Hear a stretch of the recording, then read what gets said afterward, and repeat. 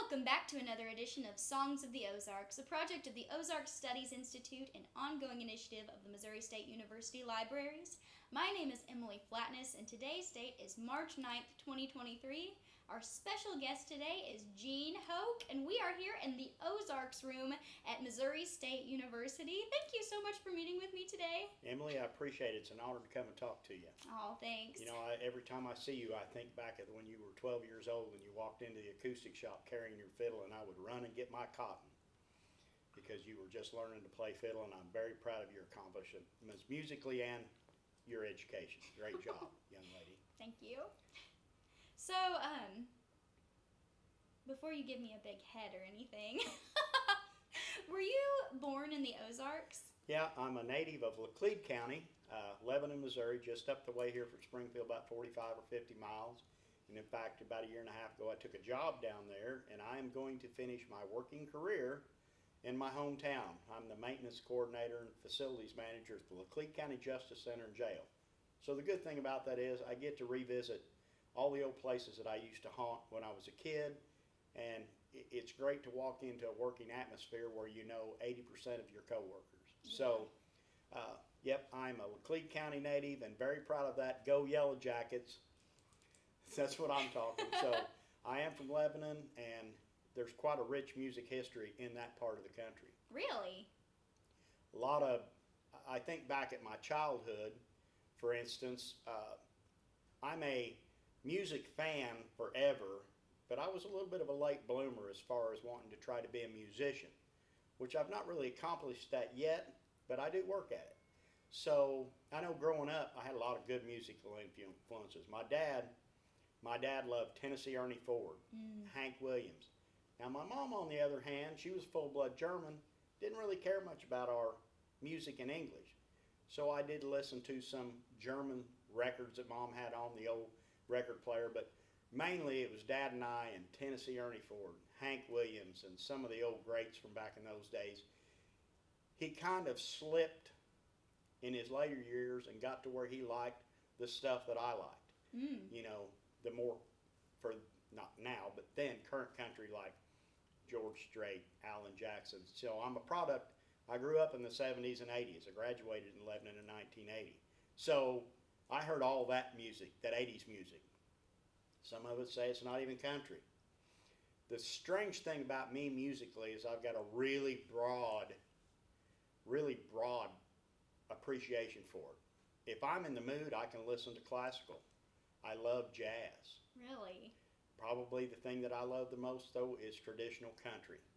You know, Hank Locklin. Those guys that may not have had a big splash, Porter Wagner's early years. Those things are what I'm influenced by as far as an aspiring to be a musician. That's what I go to. You know, I had a little taste of the bluegrass, and it's great, but it always seems like I go back to the classic country. I'm curious, what was the German music like that your mom listened to? A lot of instrumentals. Really? A lot of stuff that was almost orchestra type. There were always a big production. So, and maybe that was just because that was all that was available to get shipped over here, right? She came over here and went through Ellis Island in 1954. Really? And she loved music. I know a funny thing, she loved Barbra Streisand. If it was going to be American music, it was Barbra Streisand. Wow. My dad hated Barbra Streisand. Hated her. So it was always a funny thing in the house. You know, here we've got this old Philco record player in the corner, and in the mornings early, like on the weekends, Dad would have up and he'd have one of them old Tennessee records on, and he loved Tennessee's gospel stuff. And later on in the day, we're listening to A Star Is Born by Barbra Streisand, and my dad would absolutely be losing his mind because he disliked it so much. But that's what's funny growing up. And then, of course, you know, I've got older sisters. So for me, I listened to all that old stuff, and I listened to my uncles. As far as folk music, you know, my uncles working, they were all professional water well drillers. Really? They would travel around us. Before county water was a thing, if you had a farm somewhere, you had to have a well drilled. They were the go-to guys. There was 5 of those brothers, and that's what they did. And they would sing these songs. They didn't play instruments. But they would sing these old folk songs, and I would go. I didn't go to kindergarten because I went to work with my dad. Really? And I would always hear all those old songs, and then later in years try to figure out what those songs are. And that's tough. But that was kind of my early influences as a kid. Do you remember any of the songs they sang? The one that gets me, and Emily, you may have to help me with the name of it. It's a funny story. I had heard this song. I'd heard my uncle sing the song over and over, and I wasn't understanding what he was saying. Really? Yeah. And it's the Pelham Blues, or Deep Ellum Blues, the old song that the Byrds were famous for, but it's also an old bluegrass song, an old folk song. Really? And I tell you what, it was about, it's been 10 or 15 years ago. I was camping at Starvey Creek, which is just 30 miles up, 15 miles from Lebanon, 20. I was camping at Starvey Creek, and somebody out in the campground was singing that song, and I thought, that's that song. That's that song that my Uncle Dutch used to sing. And I didn't know what it was. I had to research it. So, of course, everybody's covered Deep Ellum Blues, and I think it's actually a city in Texas, if I remember what I researched on it. But, really? So that was one of the early songs that I loved, that Uncle Dutch used to sing on the job site. Of course, he sang a lot of songs that we cannot sing publicly. There's always that. Yeah. But my early influences, that was it. And then, like I said, my sisters, I had sisters both older than me, and they kind of turned me on to CCR and, Tom Petty.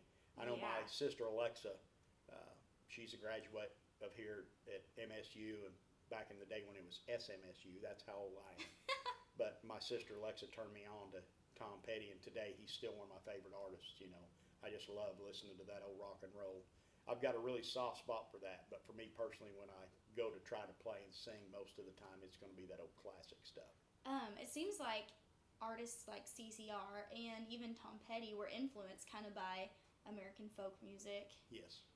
It seems to me like, Emily, the greats, the ones that are really successful at music, for instance, Johnny Cash. Johnny Cash's, that last album that he did was incredible, and there wasn't a single original whatever. It was all cover tunes that he interpreted. I think if you look at the great artists, they're that guy that can take a song that they love and make it something. Solomon Burke, the guy that sang the famous song that was in Dirty Dancing, Baby Cry to Me. Tom Petty does a version of that that's better than his, in my opinion. So that's the things that I come across now. I try to do that, and it doesn't always work out well. But, there's songs like that lend themselves to another interpretation. Yeah. I mean, look at bluegrass. You know all about bluegrass. And in bluegrass, you'll get bluegrass bands that will play rock songs and do their twist on it, and they're great. Yeah. So I think it just depends on everybody's personal preference. As a music fan, that might not be a thing. But if you're trying to play and you really love a song that's not necessarily in your wheelhouse or genre to try to play, you might do your own spin on it.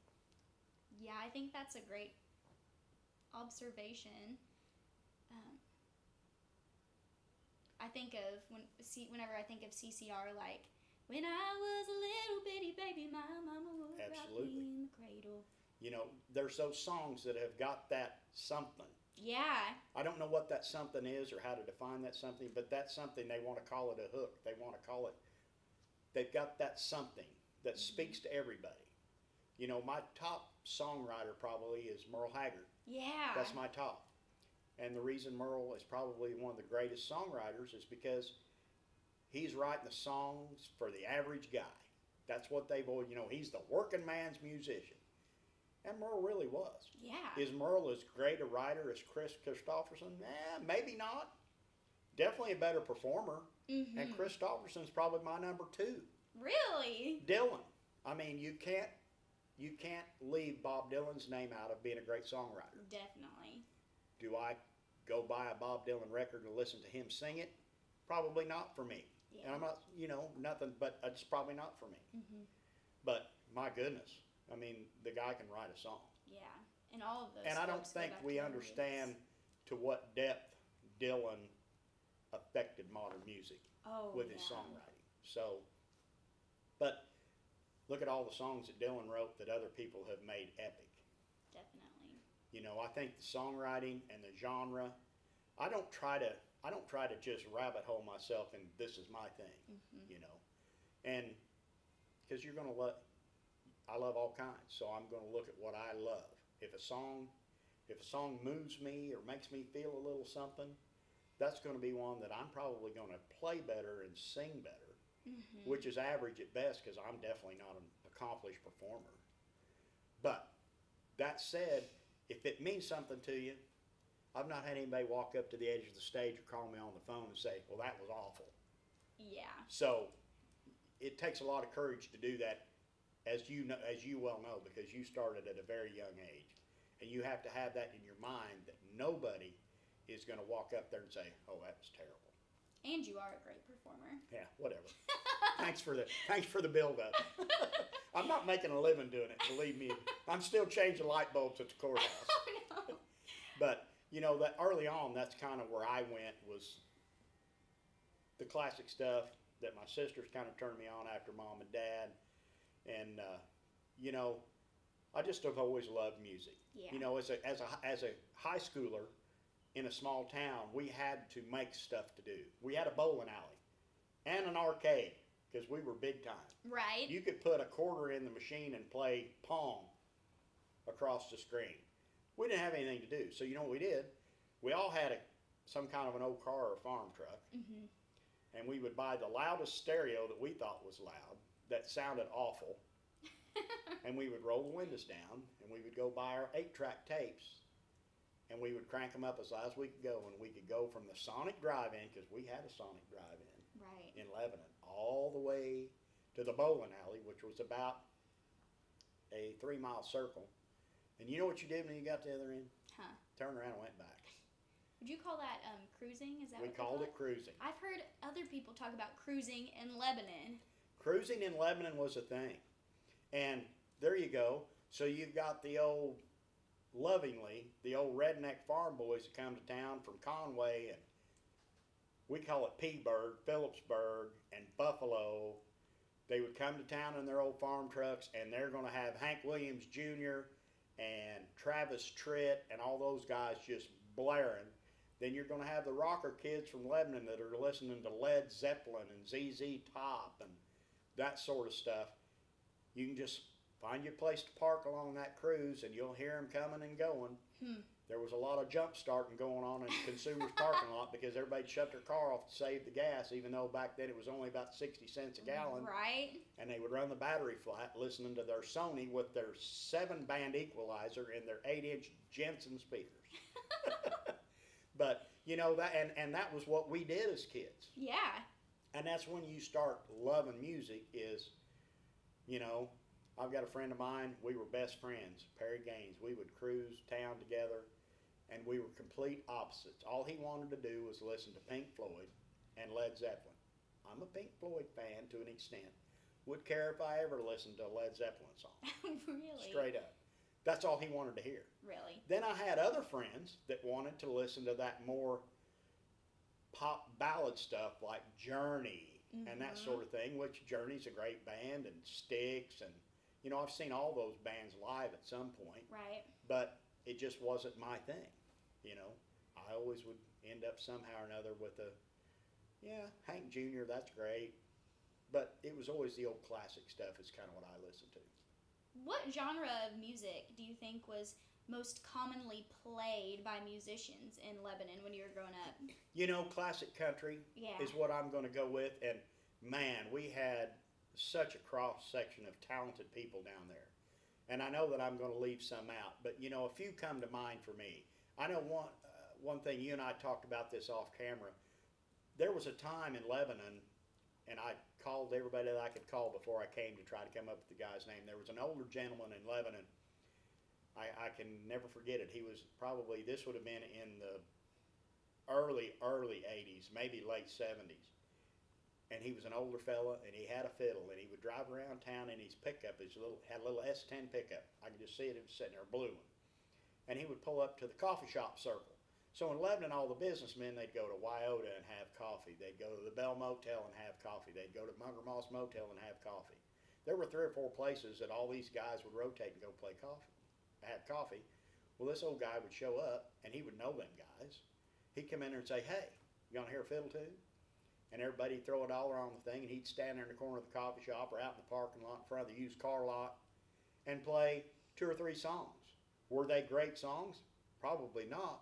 But you know what? He was playing that fiddle to the best of his ability, and it's live music. You know, we don't get to see live music up close. Definitely didn't get to see live music up close back then like we do now. Right. You know, country bands. The one that comes to mind really right off the top, there was a gentleman in Lebanon that's now passed. He passed a couple years ago. Chester Wood. Chester Wood had a country band that played down around the Bennett Springs area and in Lebanon. And I mean, they were a mainstay. Terry Wood, he lives in Conway, his brother, an accomplished pedal steel player, still plays with a band, plays with Dave Perryman and the Country Review. I've had them at the fair a few times. They're just great, a great country cover band. And, you know, Terry, great musician. You know, that's probably what we saw live in Lebanon, you know, was that stuff. Now, we've got, back then, we'll kind of fast forward through that. Back then, it was more the country thing, right? We didn't have a lot of places in Lebanon that had live performances. Really? There wasn't a huge bar scene in Lebanon, not like here. You know, Lebanon had a couple of bars. If you saw somebody live, it was probably at some sort of festival. You know, like they have an outdoor festival in Conway, Missouri, used to have. They had a festival that, we'll really drag one up from the past because I'm so old. Hillbilly Days. Hillbilly Days was a huge thing in Lebanon. And it was actually held, it started, opening night was called Sadie Hawkins Day. And it was downtown on Commercial Street. Really? And it was Hillbilly Days. Lovingly Hillbilly Days, right? Bib overalls, you better have bib overalls to go to Hillbilly Days. But Hillbilly Days would have some bluegrass, possibly some country music. I know that Chester Wood and his guys, they used to play Hillbilly Days every year. But it started uptown in Lebanon on Commercial Street. It was so hillbilly, one of the biggest events they had was the cow chip throwing competition. Oh, no. Oh, yes.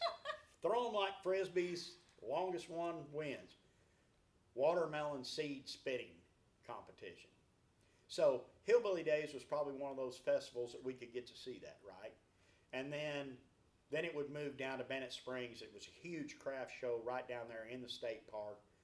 Always just a beautiful setting out in the grass. Yeah. You know, unfortunately, Hillbilly Days is gone now. It's been gone for several years. But I remember as a kid, I would go ride my bicycle 4 or 5 miles from home to the high school in Lebanon, which is on North 64, 11 miles to Bennett Springs, and I'd catch the bus.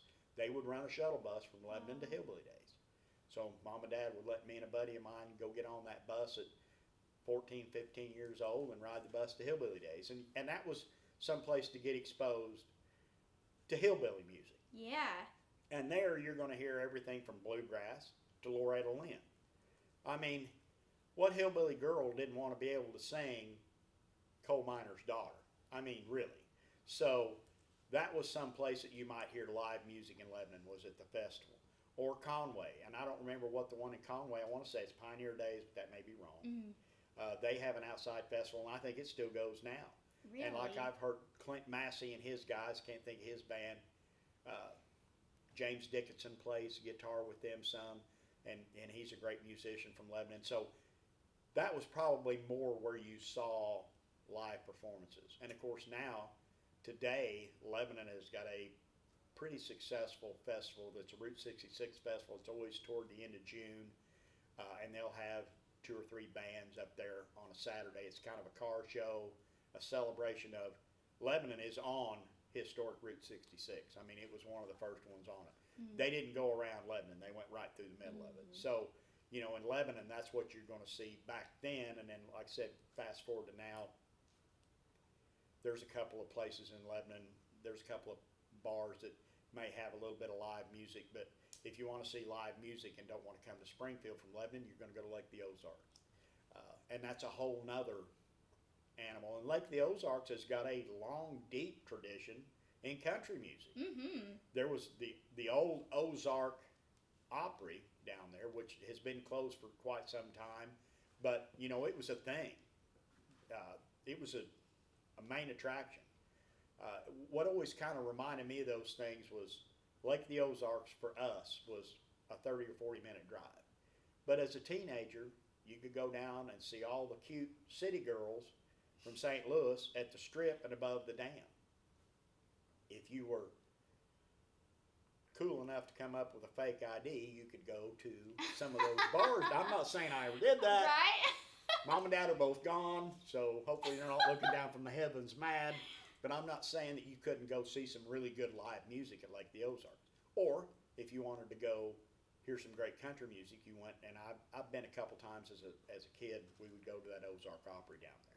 I think it was Lee Mace's Ozark Opry, and you know, it burnt, like I said, it burnt a few years ago, but it was a thing, and I always liked going down there, and of course, just like everywhere else, you go down there and you're going to hear more. Back then, you were going to hear more of the up-tempo, honky-tonk, but classic country stuff, Buck Right. Owens, and that sort of thing is what you're going to hear at that Opry. And then if you go from there, the one that really reminds me of the Ozark Opry is the old Hoedown in Eureka Springs, right in the middle of the curve. It's been gone now. Actually, we were talking earlier off camera, small world. I ended up meeting a guy and hiring him to play a gig for me. His family owned that for years. I mean, he started playing there when he was 13 or 14 on the Telecaster. Goodness. The George brothers, Randall George. You guys should YouTube that. The guys are amazing. They do play the Springfield every once in a while, and they played everything at that Hoedown in Eureka Springs. And I remember as a kid, you know, it may have been before Randall was playing, but I remember going down there with Mom and Dad a couple of times and seeing a couple shows. So I've been there, but you know, small world. Who would ever thought that I would actually met the guy that's family owned it? You know? Right. They sold it a few years ago, and it's now closed, I think. But it's another one of those. Unfortunately for us, a lot of those live venues, times have changed. The digital age is here. It is. You know, it's. And if you've not experienced live music, I challenge you to put your phone down and go here and watch somebody play. Because for me, and I'm in a unique position because fortunately in my history of music, I've got to meet a lot of musicians that make a living doing it and hear their opinions. And I've got lots of opinions, Emalee, as you know. But, you know, you always hear the big argument between digital music and on flat tape, and you're losing the feel of the music. And I agree to that to a certain extent. You're losing a lot of the feel of the music when you're listening to it out of an inanimate object. Right. If you see that person playing the guitar or the fiddle or the banjo and try to play that song and sing it, that doesn't seem like a huge task until you've tried it. You'll have a whole new appreciation for it. And then the emotion of singing it. I'm sure, Emalee, you sing songs that don't move you, but you also sing songs that do move you. Definitely. And I'm going to ask, Emalee, do the ones that move you, are you easier to sing those, and do you sing those better than the others? Oh, certainly. So, you know, that's the one thing about live music versus the digital age. So for me, you know, right here in Springfield, I only got the opportunity to meet Lou Whitney a couple times in his studio, but man, what a musical genius, right? And that guy had figured out somehow to kind of keep the two together. He could do studio work in the studio and not make it sound, as they would like to say, synthetic. Right. But you also don't want to pay good money for a recording that is scratchy. Right. And I know that's always a big argument between my musician friends. You know, I say, I get that. I want to hear it, but I also want to hear it. You know, I want to hear you do that phenomenal guitar solo or fiddle solo, and I want to hear it clearly. So I think there's a line there that you can be drawn. But, you know, Lebanon and Lake of the Ozarks and live music, it wasn't as much as I wished it could have been. What was the perception of Springfield whenever you were living in Lebanon? happening. So, Springfield, for me, living in Lebanon, Springfield was the sister city. Now, my mom, full-blood German, grew up in a huge city. So, she wanted to come to Springfield. I can remember coming to Springfield and going to Battlefield Mall when there was nothing on Glenstone past Sunshine South. Really? Just farmland. It's crazy. But Springfield was the go-to place if you wanted to go big city, right? Right. Lebanon, we had 2 or 3 grocery stores. We had Sonic. Gotta have Sonic. You know, we had Dog and Suds and Big Wig, and we did get a McDonald's. So, but department store wise, we had Walmart. Mm-hmm. That was it. I remember when we didn't have Walmart. But so you'd come to Springfield to go have a really nice steak. To go, if you had a date. When I was in high school, you brought your date to Red Lobster. Oh yeah. We're rolling now. Because Applebee's wasn't a thing, so we went to Red Lobster. But we would come to Springfield to get that more big city feel. Yeah. If you go like the Ozarks, the opposite direction, it's more of a party vibe, and it's on the lake, and it's nothing fancy, but it's everything expensive in our eyes back then. So, but music-wise, Springfield, oh my goodness. I mean, you can't make it up. People don't realize, and I know there's been all kinds of documentaries and shows and interviews. I just recently watched the PBS thing with the Ozark Mountain Daredevils. I grew up listening to the Daredevils. That was epic how they spent the time to go through really the whole thing centered around the Daredevils, but some of the side stories that they were telling about the little places that everybody played. Springfield is, I mean, we had the old country show here on KWTO in Springfield before it was hardly anywhere, right? Yeah. It was like cutting edge. So, you know, you look at that, the attitude from Lebanon to Springfield was, well, we're going to the big city. Right. You know, and who we might see or who we might not see, but that one thing that your mom's wanting for the kitchen, or, you know, she wants to go, we would go downtown to the square, the old Hers building. I rode the escalator up and down the Hers building. So I remember all that. And back then, Commercial Street was a thing. Yeah. Lebanon had Commercial Street, and I remember as a kid, you know, 8, 9, 10 years old, we went to Commercial Street on Saturday and just parked. Really? And your aunt would give you $2, which would be like 20 now, and she'd say, don't spend that all in one place. And you'd go to Mattingly's. This was before Walmart, and that's what we did. You could come to Springfield and do the same thing, but see something different. So a lot of times we'd come to Springfield, go down to Commercial Street, because back then that's C Street, that's what it was. It was Commercial Street. So I think that, you know, Lebanon's outlook to Springfield was like, well, that's our big brother, and we're never going to attain that. We're never going to attain that level of being a big city, Right. and maybe we don't want to be. You know, everybody lives somewhere because of the lifestyle they choose, right? Right. We all might go live somewhere for a job or something fleeting, but you're going to end up trying to live where you want to end it all. And I'm going to bet it's probably going to be towards your roots. Yeah. So that's probably the deal on that. Was there much of, like, I know you talked about hillbilly days, at those events and festivals, was there a lot of square dancing? A lot of square dancing. Really?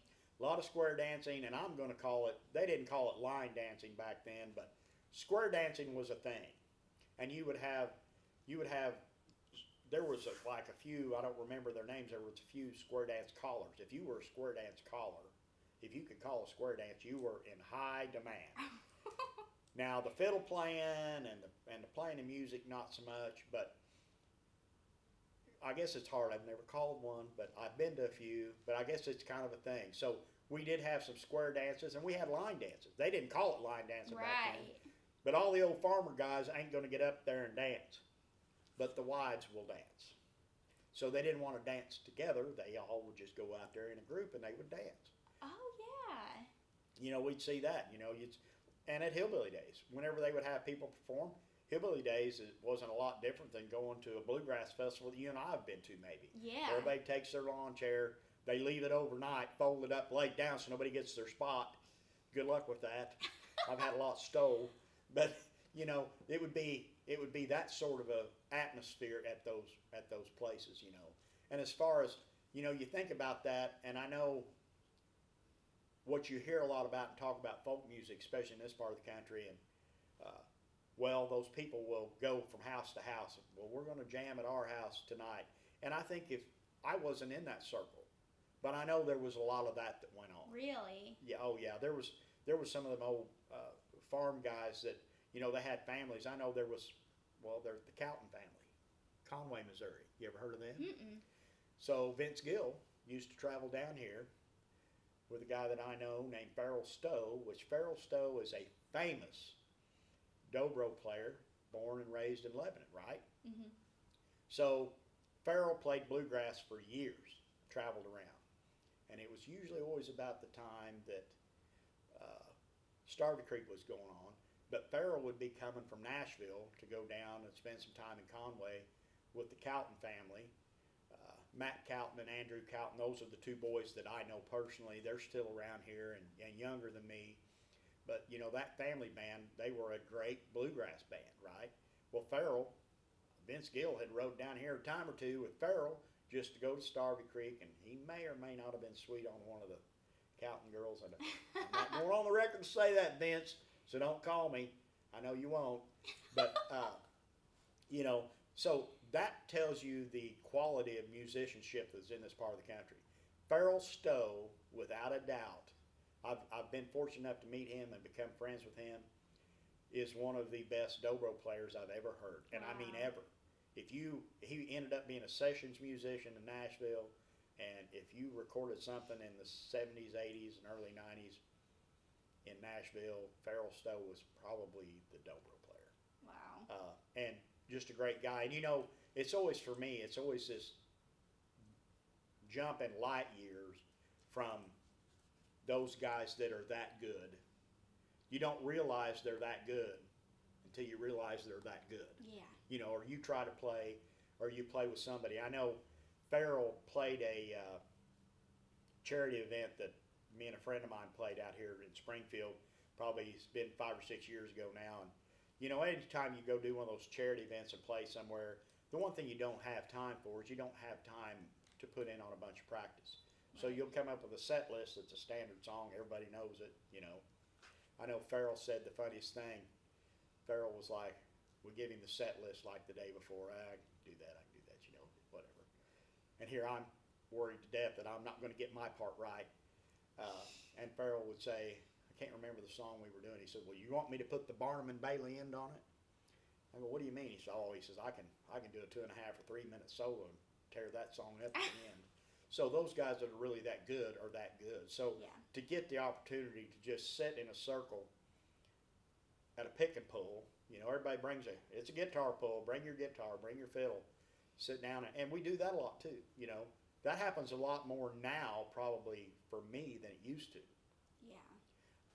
I've been lucky enough to have a lot of really good friends, make a lot of good friends, and have those situations where you'd have a bunch of guys come and check their egos at the door that just want to play for fun. Yeah.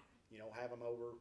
We get in a big circle. I can put about 10 or 12 guys in my back room, and I have heard some music played in there that is just epic.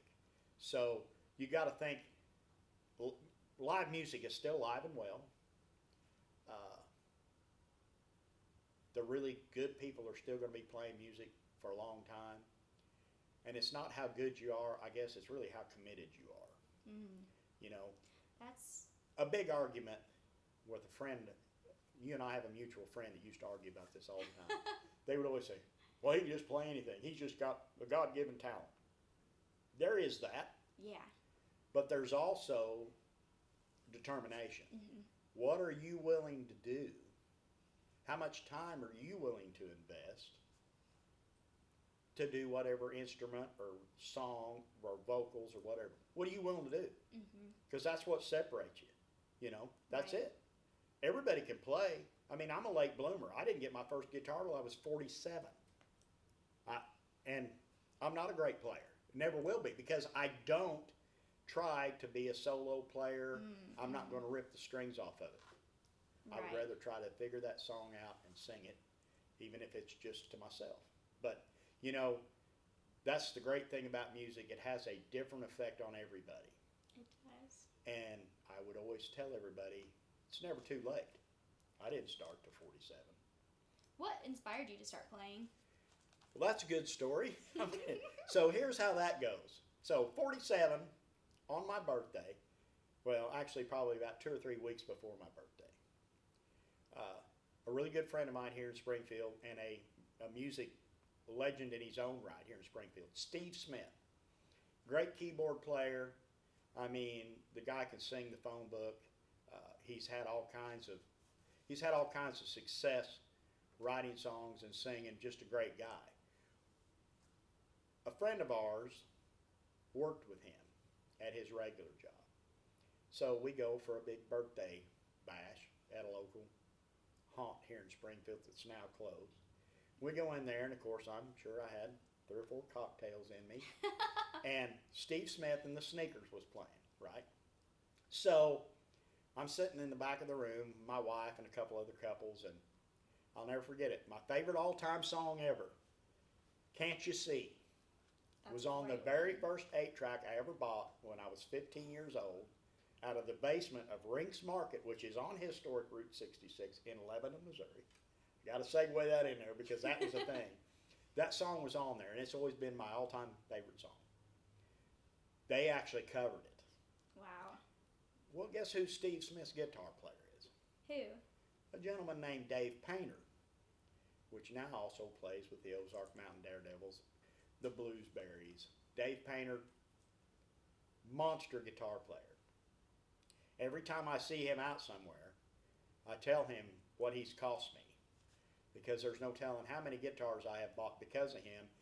It was at that show. He played the solo for Can't You See. I looked over at my wife and I said, honey, you know, I've turned 47 here in a couple weeks. I want to be able to play the guitar by the time I'm 50. Obviously, I knew that it probably wasn't going to be that good and probably will never be that good, but I wanted to learn to play the guitar. So, lo and behold, a guy that was working for me at the time that is a huge bluegrass bass player, Ivan Eden. She got Ivan off to the side. He went shopping, and they bought me my first guitar was an Epiphone, still have it, jumbo Epiphone. Really? Sunburst. Bought it from a little store. Here we're talking about local music history. Dave Harp had a store here in Springfield called High Strung. So they go buy this guitar in a case, and I get this guitar on my 47th birthday. And I remember sitting in my chair at home, and I didn't even know how to hold it. I mean, it was a guitar. And in fact, my wife has a picture she still haunts me with. I'm holding this guitar with it facing me. Just ridiculous. But anyway, that was when I was inspired to play. One of my oldest friends, which is the guy that introduced me to Farrell Stowe, lived in Lebanon, and he was an aspiring musician. His name was Rick Brown. I've lost him 3 or 4 years ago to an illness, but I was actually doing a job for Rick at his house, and I get this guitar bought, and I start in on him. Well, you need to teach me, you need to teach me 3 or 4 chords. And he was a good guitar player, and he says, no. He would say, if I had it to do over, I would spend some time and some money, and I would go somewhere, and I'd get lessons. If you want to learn to play the guitar, I'll show you some songs, but you need to go get lessons, and then we'll talk. So that was what inspired me to play, and that's what led me to high-strung music and Dave Harp. And Dave Harp gave me a guy's named John Chapman here in Lebanon, the Acoustic Shoppe. I went to John. I took lessons from John for 2 years probably, and got major fundamentals. Great teacher. So that's what inspired me to play, was my buddy Rick telling me, you need to go get lessons, because if I had it to do over, you should do that, because it just makes your progression in playing music so much easier. You know that. So a couple years later, Dave closed High Strung down, and I had become friends with John and Jeremy, the Chapman guys, and I'm a founding partner of the Acoustic Shoppe. They bought me out a few years ago. It's kind of like a wedding and a marriage. You don't always see them see eye to eye. Sometimes it's better to just go your separate ways, and we'll leave it at that. But, you know, it was the thing that I got from the Acoustic Shoppe more than the experience is I got to meet all these great friends that I have today. Yeah. That are, I met you, Emalee. Yeah. I listened to you rip the top off of that fiddle and blow my ears up at, what were you, like 12, 13? Yeah, probably. When we first met, that's probably about how old I was. So, you know, but I wouldn't trade those days for anything, you know, because the other flip side of that, I got to see how good you became. I got to see your songwriting prowess. I got to hear your voice go from here to off the charts. So the great thing about music, another thing for performing or playing, is you'll finally get to appreciate your own progress.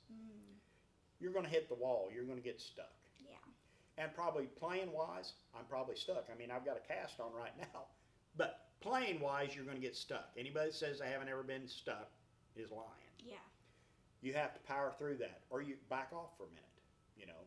So for me, that was learning to play. That was probably the thing, you know, and Rick pushed me to that, and I had good teachers. So that's what I would tell anybody to do. And I remember working up there on the floor at the Acoustic Shoppe for the 5 or 6 years, whatever it was. I always would tell the parents, they'd bring their kids in there, well, you know, they want to learn to play this or that. Yeah, we've got lessons for that, you know, and then you'd ask them, so what's your end goal here? Or you just want to learn to play, or do you want to, are you going to take this to the next level? They're not going to know, you know, and then a common mistake was, you know, you have a parent come in there that's son or daughter, I want to play the guitar. Well, we have the internet. Kids know what guitars cost. They know what the cool kids play. You want to buy them something that's good enough, that's easy enough to play, that they can learn on. You don't want a $6 guitar that you can't fret, right? Because they won't practice that. So I got to see that side of it too, which was fulfilling to me. You know, and in the jams we would have up there at the store, you know, we had a jam every other Thursday night. I never been so tired of taking chairs in and out of the building in my life, because I went and bought some old chairs at an auction at a bar, so we would have enough chairs. Right. And then you'd clear the showroom out and bring them in and get to see those people, whether they were young or old, get better. Yeah. You know, Every week. every week they would get a little better, and we would have that. We would have those jams, and the great thing about those jams, it gets everybody comfortable to play. Yeah. You know, It's like a live performance for them. it is exactly like a live performance. And you know, the other thing that people don't realize about playing, and I am guilty of this. I play by myself a lot Yeah. because I'm in my room Mhm. or whatever, and I play, and then I don't realize that I'm not playing in time because I'm playing by myself. Nobody else has to stay with me. Playing with somebody, whether it be, hey, Greg Hall or Greg Hackman. Greg Hackman, my buddy Greg Hackman, we have played guitars together for years. Jim Curl. There's another thing that I got out of all of those years at the Acoustic Shoppe and friends. Jim Curl has probably taught me as much about music as anybody because I have played with him probably the most. So, you know, you get that and you get to see that progress and then feel like you're getting better yourself. But you got to focus. So it's kind of like I've got grandkids now, right? And they're all want to be athletes, okay? And that's great. And then you have some of them that want to play all the sports: basketball, soccer, volleyball, Mighty Mike football. I get all that. You know, softball, baseball. And I'm not saying it's bad to be a multi-sport athlete, Right. but it takes a toll on your body. And it takes a toll on your time. If you want to play the guitar, play the dobro, play the fiddle, you're an accomplished. I never dreamed you were as good a guitar player as you are. I don't know where you come up with that, since the last 2 or 3 times I've seen you play rhythm guitar. You're one of the better rhythm guitar players I've ever seen. And I didn't even know you played the guitar. But you probably played the guitar out of necessity. Right. You can't practice your vocals with the fiddle. I don't know how you do vocals on stage with the fiddle. That's a lot going on. So, it's not got any frets on it. It's not like you got a place to go. You got to hear that and feel that.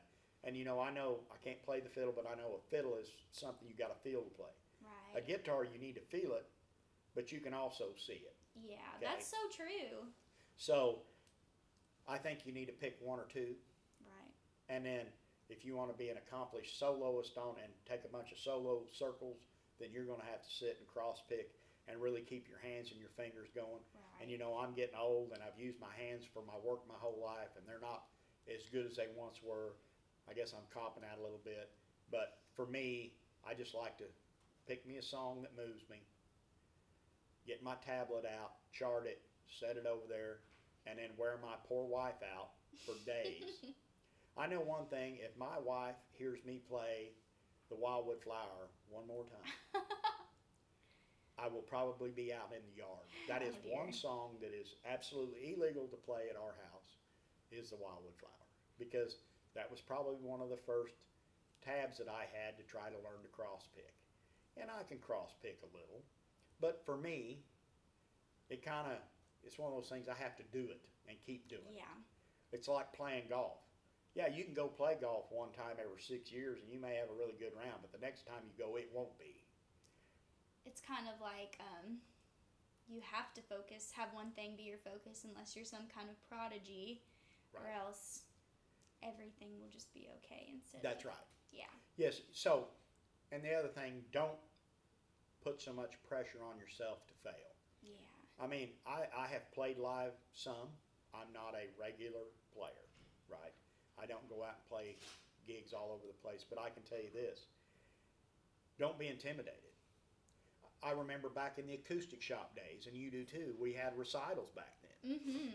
It was a thing. We wanted those students to have to get up and play in front of somebody. So I'm going to segue that to this. So I took voice lessons from Steve Smith, mentioned him earlier, Mm-hmm. for quite some time. And I know Steve told me something that I'm still stuck with today, unfortunately. Steve told me, he says, the only way you're going to get better vocally is to sing. Your voice is a muscle, right? Right. And if you sing once a month, you're never going to be a great singer because you don't have the muscle for it. Then the second thing he said, you have to record yourself. Oh, yeah. And you have to get over the thing that you can't stand to listen yourself. Because I'm going to tell you, 9 out of 10 people do not like to listen to themselves. Like when you air this YouTube thing, I'm probably not going to like to listen to myself. But that said, I started the thing 5 years ago under his challenge, and he won't let me quit. So I started 5 years ago doing a song every Friday morning at 6 o'clock on my personal Facebook page. Really? I have this thing that's called Guitar or Coffee. And it started just kind of by, he told me, he says, you got to record it. I don't care if it's on Facebook. I don't care if you record it on your phone and send it to me via that platform in private message. But you have to start doing that because that gives you something to shoot for. I've got to have a new song ready to go by Friday. And you have to sing that song. Whether that's, I have an hour drive every morning and every evening. I'll put that thing and I will listen to that song and how I'm going to do it, and I'll sing it with myself. That's how you get it.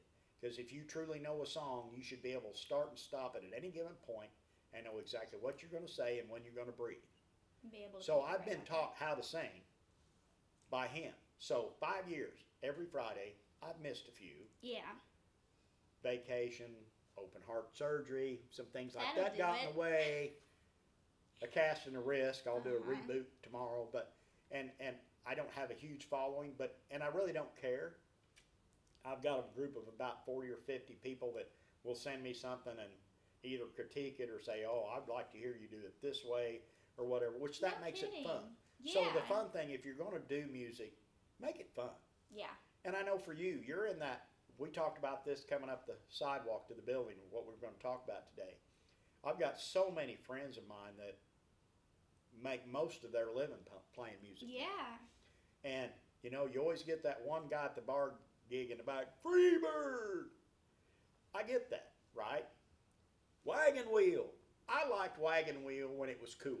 Me Wagon too. Wheel was the first song that I ever sang in front of anybody as far as an audience. I remember you singing it whenever I was young. At Patton Alley Pub, at an album release party, John and Jeremy Chapman made me get up and sing this song, and I was scared to death, absolutely mortified.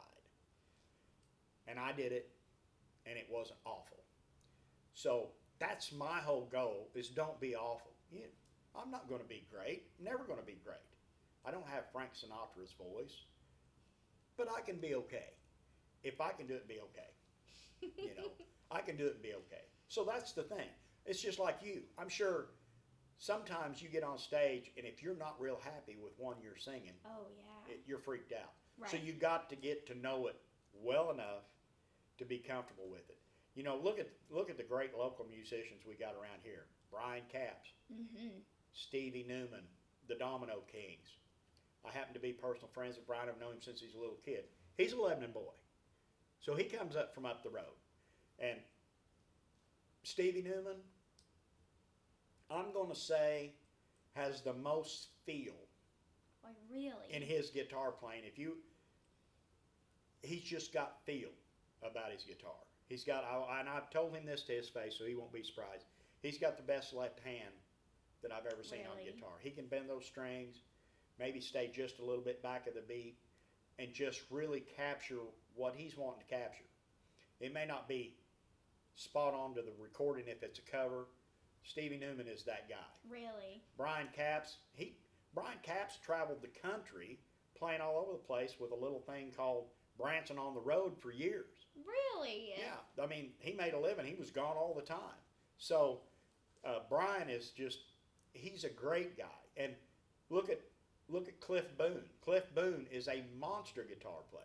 He is. And he's got a band that plays at the Foxhole, and they're kind of doing the casino circuit. Stevie plays with them some. Brian plays with him. They've got a really good drummer and Les Gallier. And I could list, there again, thanks to the opportunities that I had in the music shop, plus the love that I had for music, I am amazed at some of the phone numbers I have in my phone of people that I can call. Yeah. My Rolodex is deep. You know, I've got a couple of the founding members of the Daredevils in my phone, and that's crazy. Yeah, I you grew listened up. to him I grew growing up in my '66 Mercury, cranking "If You Want to Get to Heaven" and Jackie Blue, and now I can actually talk to a couple of those guys if I need something or want to ask them something. And that's what's great about Springfield's music scene. Most of these folks, if you get to know them, if they can help you out, they will. For instance, you know, so I've got all those people, and then I got kind of looped into a friend of mine became the director at the Ozark Empire Fair. And we played there and had music there early on a free stage. Like, man, this has been like in 13 or 14. But then they started a thing, they have a sponsored stage. And it's been sponsored most recently DeLong Plumbing, Heating, and Air. Mm-hmm. They sponsor the stage. Well, my job at the fair for that 10 days is I will book that stage with the talent. And then I will wrangle and MC that stage for the whole 10 days of the fair. The great thing for that for me is I get to be friends with all these folks, right? They got a job to do. I'm going to make it as easy on them as I can. Mm-hmm. I'm going to pay them as much as I can because it's all sponsorship money. Right. I get told, and I know some of them that may or may not see this are going to say, yeah, and he never books it till like 3 weeks before because I don't know what money I'm going to have. Right. And I also know it's a 10-day deal. Some of you guys that are on the casino circuit, you may come down here for a little less money and do a Thursday night gig and do me a great show, and I'll have a pretty good crowd during the week at the fair. Mm-hmm. So I've been afforded the opportunity to get to know and have those folks every other year. I try to keep it fresh, and I try to mix it up. Bluegrass, country, gospel. Oh, I'll yeah. have gospel day. You know, I may have a night, for instance, Justin Larkin, a great Springfield musician. Fantastic. I mean, unbelievable performer. I mean, there's a difference between being a musician and a performer. Right. Definitely. And Justin, I've had him at the fair a couple times, and I would have him do like on a slow night, I'd have him do the whole 2 hours because he's got plenty of material. Oh, definitely. You know, so for me, getting an opportunity to hire folks to come and play that music and then see the response of the crowds, of course, then again, it's the fair. Like the Winds, you know, Barry and his brother, they've played it a few times for me, and I always tell everybody, I said, that's the fair. The weed eater's going to be running, the chainsaw's going to go, and then like you so lovingly said last time you played it, the pig races started about halfway through your set. And then the solo drum guy is going to be at the corner right in front of the stage. But it's the fair. And you know what? Those folks that came to the fair that maybe didn't want to spend 30 or 40 bucks for a concert ticket in the grandstand, right? Right. But they still get the opportunity to see some live music. And you know, like Palin Music, they have a stage there every year. Mm-hmm. And they will run music all night long, every night. People love it. And people love it. Yeah. And the great thing about that for them, they're getting to use that for their students and their customers and getting them out there to play. And I've never seen one person with a Highland ice cream sitting at the Palin stage that wasn't smiling. Yeah. You know, even if it's raining sometimes. You know, we try to have the stages covered. But I have always enjoyed doing that at the fair, you know. And you've started out kids like me playing at the fair. Oh, yeah. Yeah, and I know 2 years ago, a friend of yours that has, just like you, in fact, I started hearing him take lessons when you did, Trent Pruitt. Oh, yeah. And he is light years ahead of where he was when he started. Just blossomed. It's crazy. And I know 2 years ago, I saw him at a little haunt out here towards Stratford, and I said, so here's the deal, Trent. I'm going to hire you for the fair, but I don't want nothing but you and your guitar. Wow. It's going to get real. Now, he kind of duped me on that and bring a young lady, and she sang a few songs with him. But so Trent has stepped up, I mean, just light years, right? I know you're playing with the Honky Tonk Renovators now some, and I know you were unable to go to one. I went out to watch them guys play at Southbound, and Trent filled in for you. Yeah. And Trent did a great job. So so here's the thing. Trent is willing to do the time and put in the effort. Definitely. And that's why you go from here to where he's at. Is because he's not afraid to do the work. Definitely. Now his girlfriend or wife may get somewhat sick of that at some point when all he wants to do is sit and hold his guitar.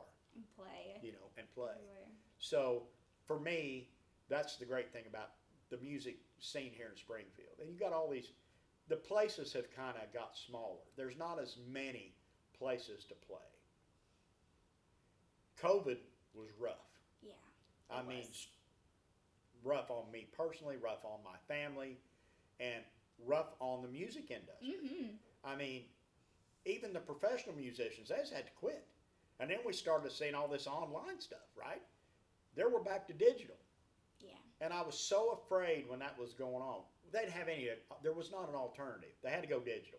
If you wanted to get your music out there, that was the only way to do it. You know, the funny thing is, so you know who Dale Watson is? Yes. Texas guy.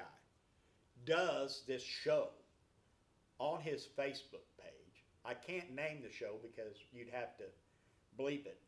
But it's on Sunday, and he has a bingo board. I don't even know how it works. You call in, and you buy a bingo ticket, and they play 2 songs, and they've got chickens in a cage that picks the number. What? And then you either keep the money or donate it back to the band. That's insane. It's awesome.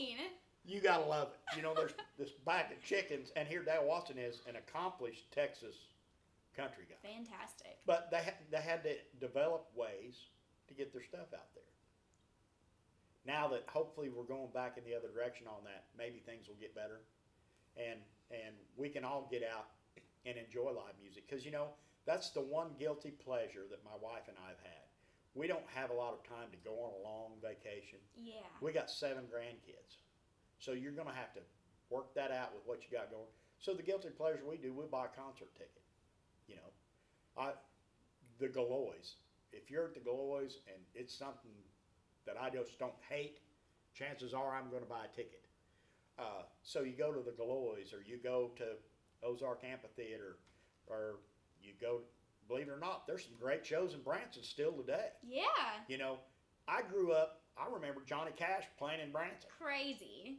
I saw Merle Haggard at the old RFD Theater in Branson across the road from Red Lobster, my favorite place in the world to eat, for years ago.